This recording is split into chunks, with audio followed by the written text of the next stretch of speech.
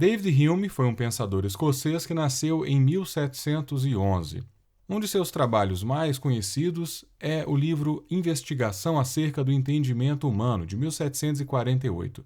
E nele, Hume fala sobre a maneira como o ser humano conhece, como ele forma os pensamentos e as ideias.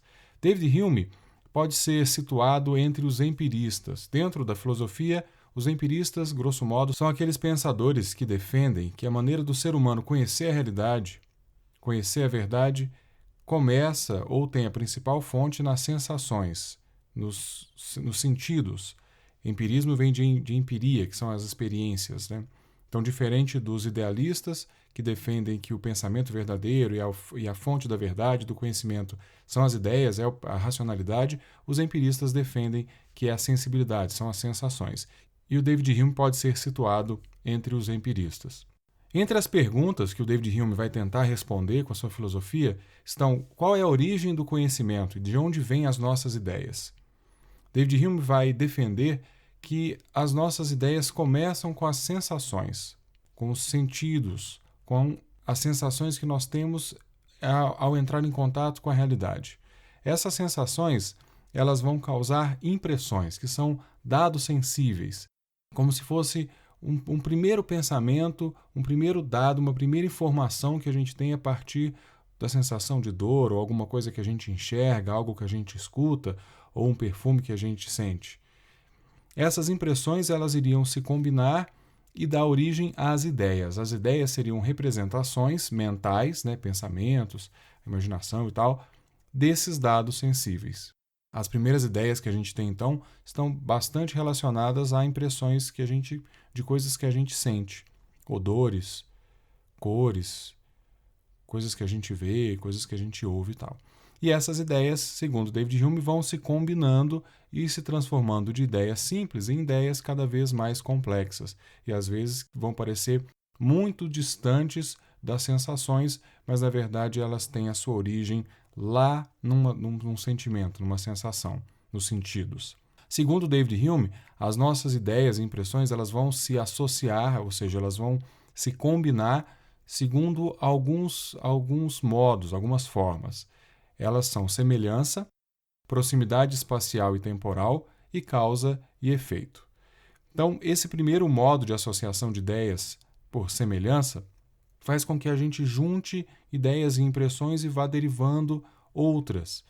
Como, por exemplo, vamos supor que eu nunca tenha visto um pimentão amarelo, mas eu tenho essa ideia da cor amarela, porque eu já vi objetos amarelos e tal, e tenho também a ideia de pimentão, porque eu já comi, já vi um pimentão verde, etc. Se alguém me fala de pimentão amarelo, ou se eu leio numa receita, num livro, que tem que usar pimentão amarelo, eu posso juntar essas duas ideias, de pimentão e de cor amarela, e aí eu tenho na minha cabeça a ideia de pimentão amarelo. Um exemplo que o próprio David Hume usa também é: se eu vejo uma pintura ou vejo um retrato de alguém, isso vai me lembrar por semelhança o objeto que foi representado.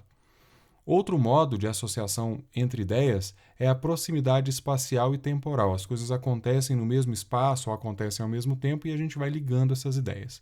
Um exemplo que a gente pode dar é da praia. Areia, mar, né, a água salgada, maresia, aquele cheiro específico que tem, a vegetação. Então, a gente vai combinando todas essas ideias, todas essas noções e a gente forma a noção de praia, que é mais complexa do que só de areia ou só do mar, né? Tem mais coisas compondo essa ideia.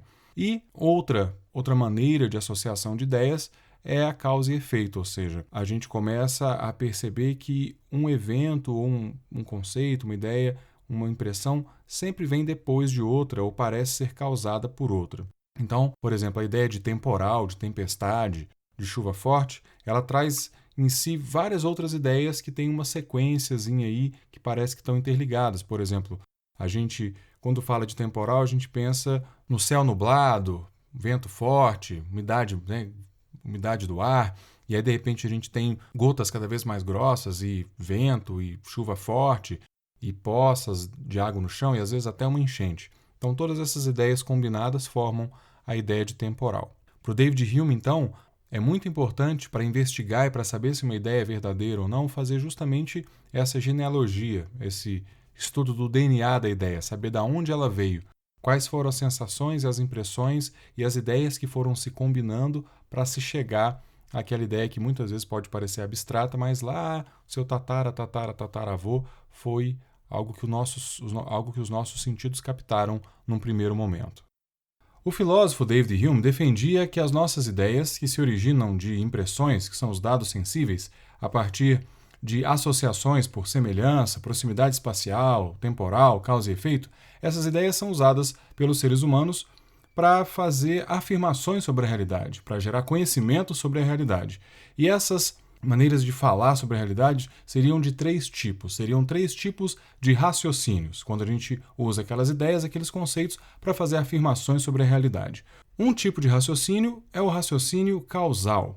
Tem outros nomes também, provável, moral e tal, mas vamos usar o termo causal. O raciocínio causal, ele fala a partir das sensações e ele pode ser comprovado com as sensações também, ou seja, ele é empiricamente comprovável. Por exemplo, se eu afirmo, esta árvore é um pé de jabuticaba, a única maneira de saber se isso é verdade ou não é se aproximando da árvore, analisando a aparência das folhas, dos frutos, do tronco e assim por diante. Ou seja, é uma verificação empírica e você faz a afirmação também com base nas sensações. Outro tipo de raciocínio que está mais distante e até aparentemente está desligado das sensações, são os raciocínios demonstrativos. Os raciocínios demonstrativos, eles são válidos ou não, são verdadeiros ou falsos, de acordo com regras internas, ou seja, são raciocínios matemáticos, são raciocínios lógicos. Por exemplo, quando eu afirmo que a reta é a menor distância entre dois pontos, eu não estou fazendo referência a uma experiência concreta, eu estou fazendo referência a conceito de reta e de ponto. A partir desses conceitos, eu sei se essa a afirmação é verdadeira ou não. Um silogismo lógico, por exemplo, todos os gatos têm 4 patas. Tom é um gato, logo, Tom tem 4 patas. É um silogismo, um raciocínio demonstrativo, porque você utiliza as regras do silogismo mais clássico e pelas regras você descobre se a conclusão é verdadeira ou não. Eu poderia ter afirmado que os gatos têm 5 patas, dizendo, por exemplo, todos os gatos têm 6 patas. Então, todos os gatos têm 6 patas, Tom é um gato, logo Tom tem 6 patas. Do ponto de vista lógico, está correto, porque a questão aqui não é concreta, não é empírica. São as regras de formação desse silogismo. E, por fim, existe uma outra classe de raciocínios, que são os raciocínios indutivos. Os raciocínios indutivos seriam tentativas da gente falar sobre coisas que ainda não aconteceram com base na experiência que a gente já tem. Por exemplo, outubro é mês de chuva. É um raciocínio indutivo. Ou o sol vai nascer amanhã? Esse tipo de coisa. São afirmações que eu falo sobre uma experiência que ainda não existiu com base nas experiências passadas. E aí que David Hume aponta para um problema, que ele vai chamar de problema da indução. Qual que é o problema? Os raciocínios indutivos, eles não são demonstrativos. Por quê? Os raciocínios demonstrativos, eles partem do geral para o específico. Eles fazem afirmações com base em algumas regras internas e eles são válidos ou não com base nessas regras internas.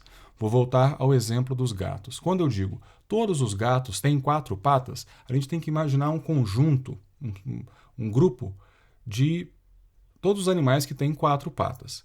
E aí tem um conjunto menor dos gatos que está dentro desse conjunto maior. Se na sequência eu digo que Tom é um gato, eu tenho que localizar o Tom dentro desse conjunto menor de gatos. Se o conjunto de gatos está dentro do conjunto de animais de 4 patas e o Tom está dentro do conjunto dos gatos, a única conclusão possível, logicamente, é que Tom tem 4 patas. Mas o raciocínio indutivo ele funciona diferente. Ele parte de muitas experiências, de algumas experiências e pretende generalizar.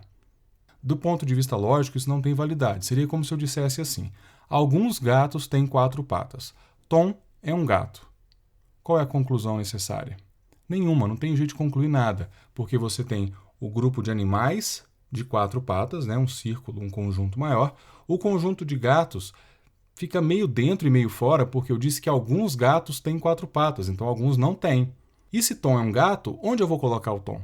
Dentro, né, da parte dos gatos dessa parte que está dentro do conjunto dos animais de 4 patas ou não? Entendeu? Então o raciocínio indutivo ele não se sustenta logicamente. Algumas vezes, muitas vezes, não são todas as vezes. Outro problema que mostra que o raciocínio indutivo também não tem base empírica, não tem base concreta e sensível, experiencial, né, de experiência.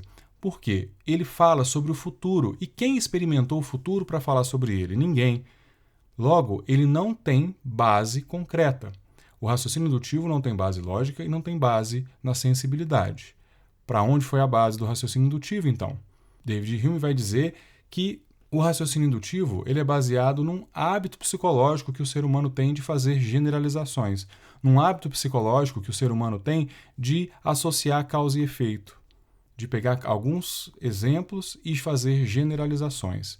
Então, uma das ferramentas principais da ciência, principalmente das ciências naturais, utiliza algo que não passa de um hábito psicológico. Esse foi um grande problema da racionalidade que o David Hume apontou e ficou conhecido como o problema da indução.